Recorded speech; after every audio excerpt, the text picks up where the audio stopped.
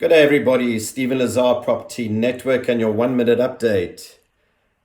Recently, I was having a discussion with somebody which reminded me of something very pertinent when it comes to how we progress in our lives and where we want to get to, whether it's in business or financially.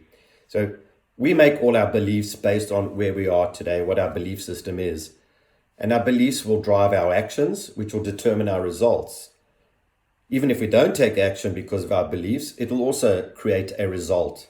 You would agree, yes? Yeah, thanks. So, in order to achieve a different stage in life that we really want, there's always something holding us back that's nagging us. What is that? That's our thinking. So, if we are focused and we are goal driven, we would need to change our thinking, which is so possible and takes a bit of work, yeah, but it's very possible. In order to change our thinking, we got to work on our conscious and our subconscious and catch our thoughts.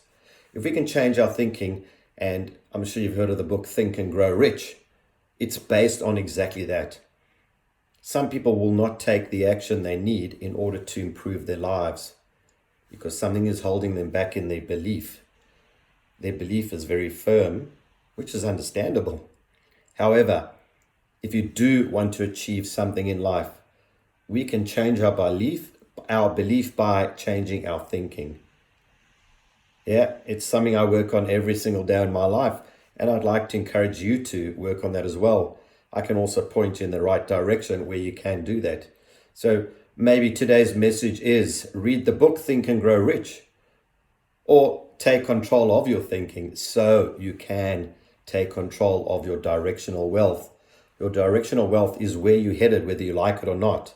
How to control that is up to you. Stephen Lazar signing off for properT Network with my 1 minute update. Have a beautiful week.